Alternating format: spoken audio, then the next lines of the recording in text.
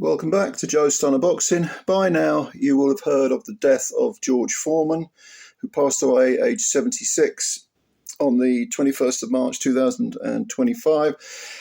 So I guess a trip down memory lane is in order.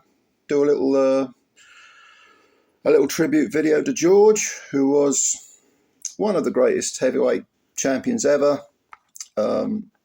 Won the title twice, 20 years apart. Absolutely extraordinary record that he set. Was the oldest heavyweight champion, still is the oldest guy to win a heavyweight title, the heavyweight title. And yeah, so let's go through his career. He finished with 76 wins with 68 KOs. The quality of the opposition was often quite poor, but nevertheless, 68 KOs in 76 wins is a eye-catching amount. Definitely up there. I think Ernie Shavers had 70-something, but a lot of knockouts. The guy had power, as you know. He had 5 defeats. He was only ever stopped once. That was by Muhammad Ali in 74. So, yeah, but before he turned pro, let's not forget that George was an Olympic gold medalist. He was considered to be, that was in 68, by the way. He turned pro in 69, and he was considered to be an absolutely huge man. Well, in actual fact, he was 6'3", and probably, early on in his career, he weighed something like 218, 220, something around that mark, which is not big. Is that a Bridger weight nowadays? I don't know, but it's a small heavyweight by today's standards. But of course, we're going back to him turning pro in 1969. His fourth fight is memorable because it was against Chuck Wepner, and he stopped Chuck in 3 rounds. Chuck Wepner, in case you didn't know, was the opponent, the fighter who inspired the Rocky, Sylvester Stallone, to write the original Rocky script. When he fought Ali, I think he lasted into the 15th round and even floored Ali. I think he trod on his foot, didn't he, or tripped him up somehow. But yeah, that was a notable opponent. And he also, in 1970, George also stopped George Chuvalo in 3 rounds. And Chuvalo, very, very tough man, Canadian heavyweight. That was a good win, stopped him on his feet. Chuvalo had a great chin, real good jaw.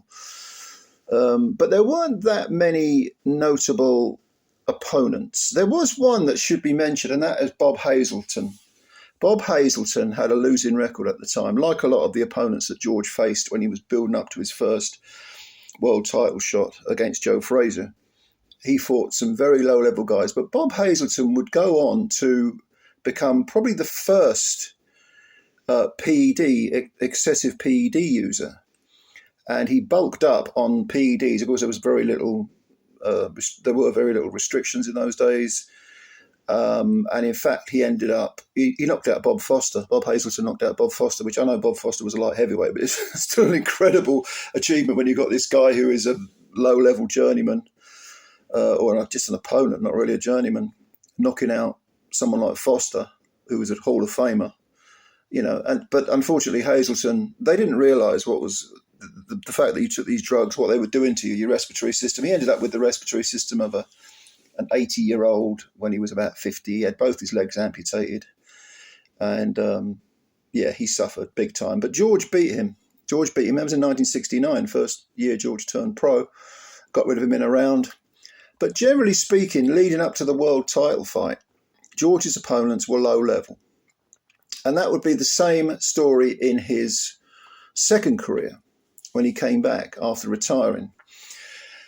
But in 1973, he fought Joe Frazier. And I think because of the low quality of George's opposition, Frazier, who had beat Muhammad Ali, was considered the favourite. People forget this. It was a 15-round fight because all world title fights were 15 rounds back then. And as you probably know, George obliterated Joe in 2 rounds, knocked him down 6 times. It was classed as the Ring Magazine's fight of the year. Upset of the year perhaps, but it was so one-sided. I don't see how you can consider it fight of the year, but it was. I read that on, I don't even know if that's accurate. I read that on BoxRec when I was looking at George's record before I started this video, and It's a strange one. But anyway, George destroyed Joe Frazier, was considered now, I mean, with that one victory, to be, terrifying proposition. He defended it twice against Jose Roman, who he destroyed in one round. That was over in Japan. And then he fought Ken Norton, who had also beaten Muhammad Ali, and he walked down Norton in 2 rounds and knocked him out. Norton was actually down 3 times, but again, Norton, a very, very good fighter, and George just smashed right through him, blew right through him. It was incredible. And so when he faced Muhammad Ali in 1974, and again, people forget this, Muhammad Ali was a rank underdog. A lot of people will say, yeah, Muhammad Ali's greatest win was over George Foreman. That may well be true, but that was because Foreman was expected to destroy Muhammad. Muhammad had lost to Frazier and Norton. He won the return with Norton. So they had 3 fights, but he won the return. And in fact, he won the second fight. He won the second and third fight with Frazier as well. But he was considered to be way past his best. And Ali went in there, his usual self, boisterous, braggadocio, all the rest of it. This was, of course, in Kinshasa.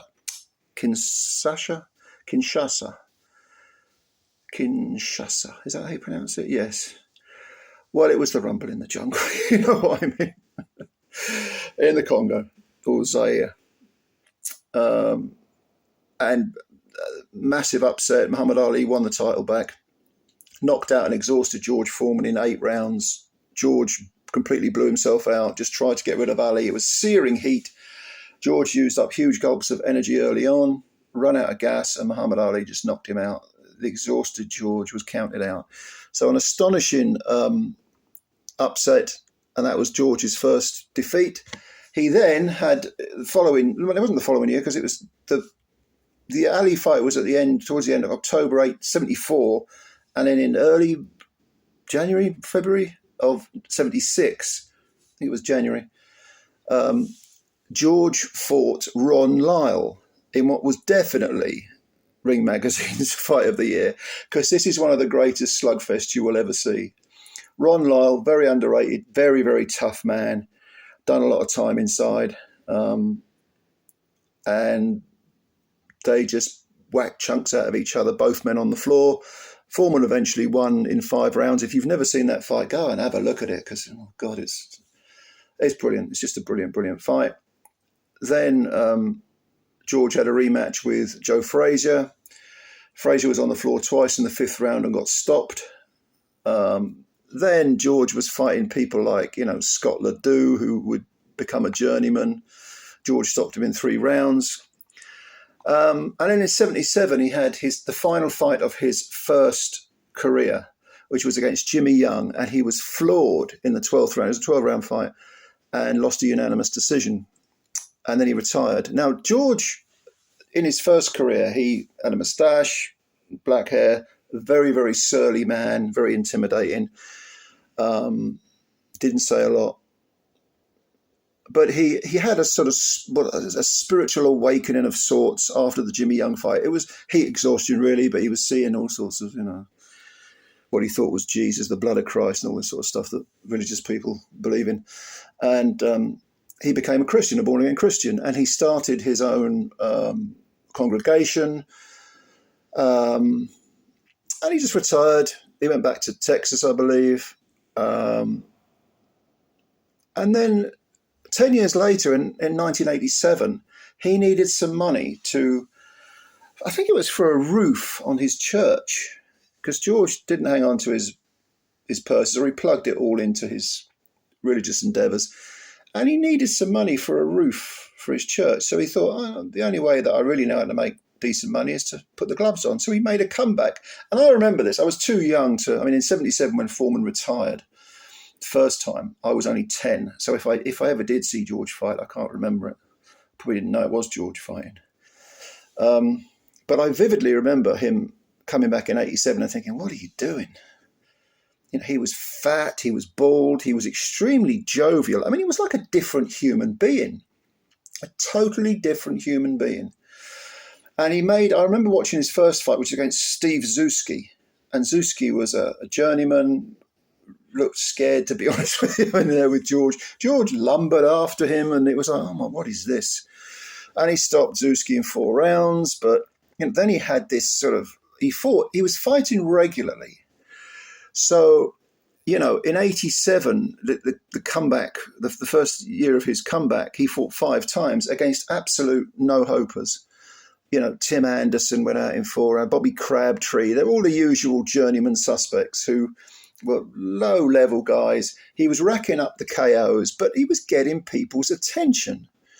And gradually, he improved his, I said, sort of marginally improved the quality of the opposition, but they were almost always against people like Dave Jacko, Bobby Hitz. If you know these names, you'll know that these were the guys who fought just about everyone in that era and almost never won. Even fought Dwight Muhammad Cowie up at heavyweight. I mean, I remember watching that fight and laughing because Cowie was very short for a light heavyweight. He was only about 5'7", 5'7.5". And George, of course, 6'3". I mean, you're talking about 8 inches in difference. And Cowie essentially quit off in the 7th round. He turned his back and said, oh, hell with this. I was like hitting a brick wall. And a couple of the opponents, like Tony Fulalangi, had a pretty decent, glossy statistical record, like 36-3-2 Fulalangi was. And George got rid of him in 2 rounds. But, Mark Young was another one he faced who had a losing record.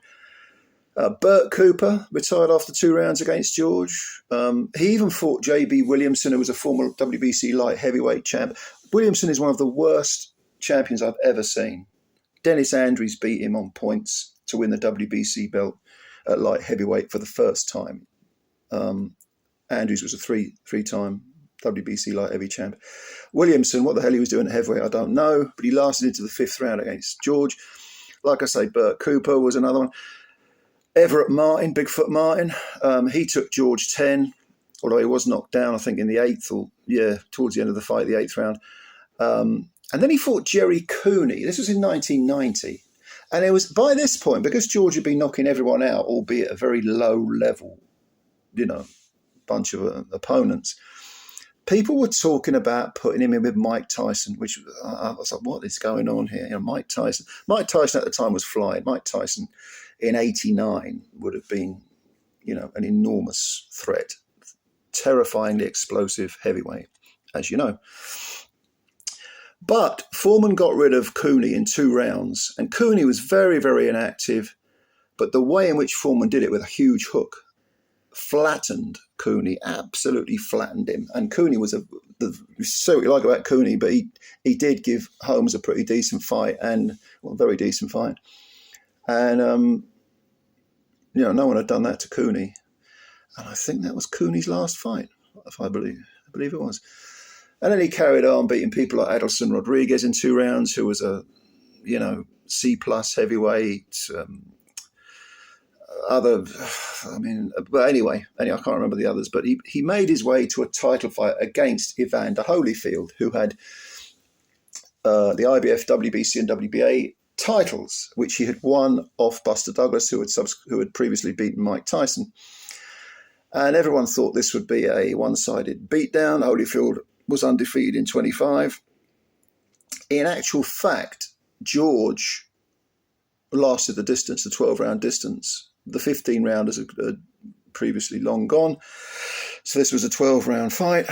And Holyfield, there was one cameo in that towards the end of one of the rounds where Holyfield unleashed a barrage of 10, 12, maybe even 15 punches.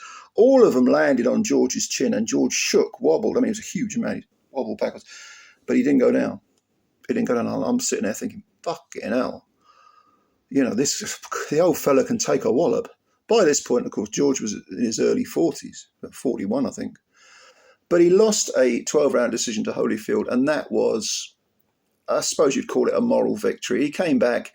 He fought a guy called Alex Stewart, who was an American-based Brit, who was a pretty decent fighter, again, sort of B- level heavyweight, decent. And Stewart busted his face up. George's face was a mask of swellings by the end of it, but George won a majority decision. He then beat Pierre Kurtzer, who'd seen better days, but was still a pretty decent South African heavyweight. Stopped him in 8 rounds, I think it was. And then he lost a decision to Tommy Morrison, who outboxed George. And everyone was thinking, Morrison's going to come at George and do his usual hooking trick. And he's not going to he's not going to have any joy with George, because George has got such a great chin, and George will walk him down and knock him out, kind of like the situation when Tommy Morrison fought Ray Mercer. Well, it didn't go like that, because Morrison, probably the only time in his entire career he boxed, moved a lot, used his feet, little bombing raids, bang, bang, bang, slide to the side, all that sort of thing. And he won a unanimous decision, a wide unanimous decision. But there was a blessing in disguise there, because Michael Moorer, who had beaten Holyfield and needed a voluntary defence, thought, George sells tickets, still a big name. He lost to Morrison. I'll give him a shot, nice little voluntary defence. And George, by this point, was 45. So this was in 1994, towards the end of 94, October, November's time, roughly, last third of the year anyway. And as we know, George Foreman at 45 became the oldest heavyweight champion by knocking out Michael Moorer in 10 rounds. Moorer was having his way with George. Moorer was winning that fight pretty easily. But George, the knockout was such a simple, blind him with a jab, overcomes the right, bang. He got Moorer on the line, jab, blinded Moorer, overcomes the right hand. That's all she wrote. And Moorer, who was himself a very, very good heavyweight, B+, A- heavyweight, that's probably what he's remembered for most, being knocked out by George Foreman. Well, incredibly, Foreman hadn't had enough. He carried on fighting. And his following fight, the one after the Moorer win, was against a German called Axel Schultz, who'd only been beaten once previously. And Schultz really should have had the decision over Foreman. A lot of people think Schultz deserved that win, but Foreman won a majority decision. And George was ordered to face Schultz again, and ended up being stripped of the IBF title because he wouldn't fight Schultz again. He knew he'd got away with a gift in that fight. He then fought a guy called Crawford Grimsley, who was completely unknown. Even the guy was undefeated in 20, and he went 12 with George. George, by this point, was, what was he now, about 40? He must have been about 46 by now. And I'd never heard of Grimsley, and I was a big boxing fan. God knows where they got Grimsley from, but he did go the distance with George. And then George fought Savarese, won a split. Lou Savarese won a split decision, and then he fought Shannon Briggs. And a lot of people thought that George won that fight. In fact, he lost a majority decision. This was in November of 1997, and that was George's final fight against Shannon Briggs. So he walked away into the sunset. We all know about George and his grills. He had a cut of every grill that was sold and made about $100 million. Unbelievable amount of money, probably more than he'd earned from boxing. And he earned some big purses from boxing, of course, as well. But there are so many memories with George, so many memories. And I'm just going to share the thing that when I heard George had passed away, I'll tell you what it was that popped into my mind. Let me share this with you. Against Moorer, George wore the same shorts that he wore in the alley fight when he got knocked out. This, in other words, was his attempt at redemption, because the alley fight, the fact that he was expected to destroy Ali and had in fact had been knocked out and exhausted, and Ali had just toyed with him. This was his chance at redemption, so he wore the same shorts. And I always remember George's celebration, if you can call it that, after he'd knocked Moorer out. He didn't jump up. Well, at his size, you can't jump up, can you? But he wasn't visually delighted. It was like this huge, looking at his face, his body language, his facial expression, the look in his eyes. It was like a huge weight had been lifted. And he went over to the corner and knelt down in it, put his hands on ropes and sort of said a little prayer. And I just thought that it was like, I've achieved it, I've done it. All the clouds that were above me ever, since I lost to Muhammad Ali are now gone. They're dissipated. I've redeemed myself. And that was such a fantastic visual image that when I heard George had passed away, that was what popped into my head, that image.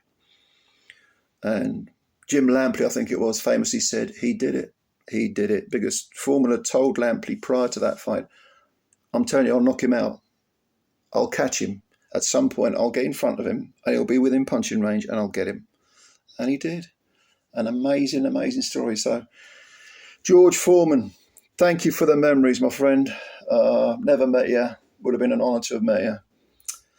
George, in retirement, became an HBO commentator, always crossing swords with Larry Merchant. I found George incredibly irritating as a commentator. I didn't like him as a commentator at all, but some people did. I think he talked a lot of bollocks a lot of the time as a commentator, but it doesn't diminish what he was in the ring. It's just a great fighter. So thank you, George.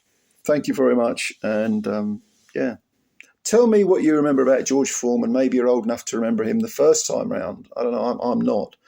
But tell me what your memories of George are. Did you buy one of those Foreman grills? Didn't everyone buy one? Even a fucking vegetarian like me had one. I remember seeing George advertising those things, and it's good. It's good stuff. Anyway, let me know what you think. What are your memories of George? If you like this video, hit the like button and please subscribe to the channel if you're new, because you're helping us out a great deal. R.I.P. George Foreman. You enjoy the rest of your weekend. Bye for now.